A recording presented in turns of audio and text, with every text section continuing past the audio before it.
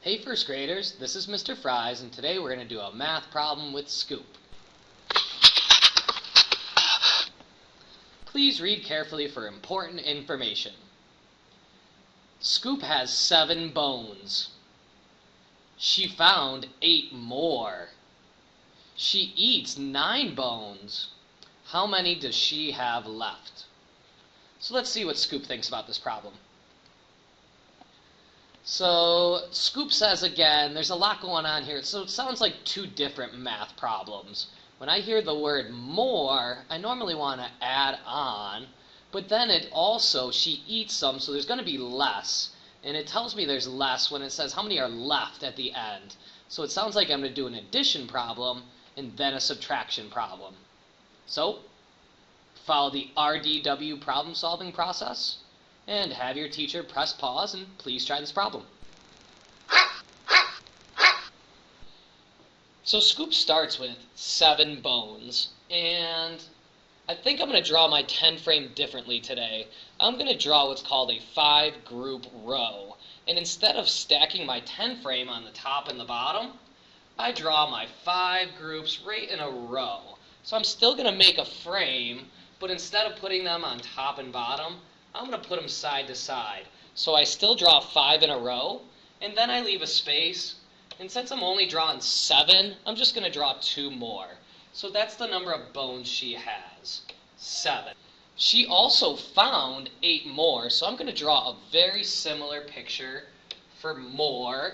I'm going to write the letter M, and I'm going to draw my row again. So this is again going to be what's called a 5 group row.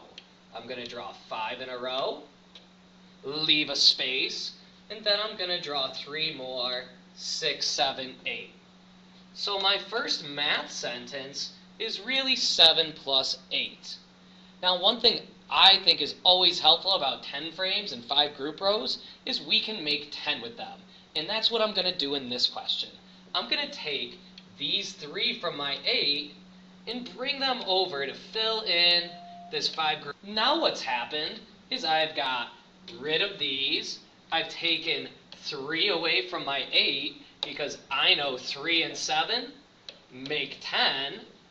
And I know if I've taken 3 away from 8, there's 5 left. So 10 plus 5 is 15. So right now, Scoop has 15 bones. But then she eats some. That's what dogs do. They eat bones. So we can look at this a bunch of different ways. I'm going to write a second sentence. I know I have 15, and I'm going to take away 9. Now you could do this problem a couple different ways. You could count up from 9 to 15. So if I do that, 1, 2, 3, 4, 5, 6. It takes me 6 numbers to go from 9 to 15. Since subtraction's about difference, I just really need to know how far apart those numbers are. But I think there's a different way I can do this, in a way I like to do these problems, because it's easier for me. I can break down 15 into 10 and 5. And now I'm looking at this a couple different ways. Well, I'm going to think, if I have 5 ones, can I take 9 ones away from it? Well, no, I can't in first grade, because that would be a negative number. Can't have that many bones.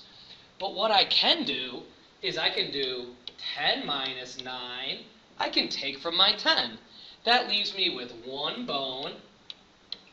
And then I know, secondly, since I have 5 more left, that difference of 5 is left, I can go add that back on in the end. 1 plus 5 equals 6. So I just got 6 2 different ways. I can count up from 9 to 15, or I can take from the 10 and add on what's left. Remember, I've got to make sure I answer my question. It wasn't just about the number 6. It was about how many bones she has left. So my final answer statement should be 6 bones. B-O-N-E-S. And I like to circle my answer so my teacher can see it. So I read the problem. I drew a couple different pictures, and I wrote a couple sentences. Now I could double check my answer by going back to my picture and I could cross out 9 bones. 1, 2, 3, 4, 5, 6, 7, 8, 9, and then again I look at my answer, and I have 6 left again. So use your picture, take from 10, count up.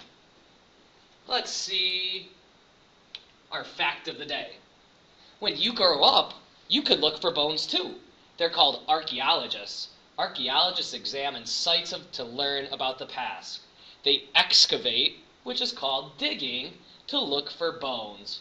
One of the most famous archaeologists is called Howard Carter. He found King Tut's tomb. Pretty cool. Have a great day, first graders.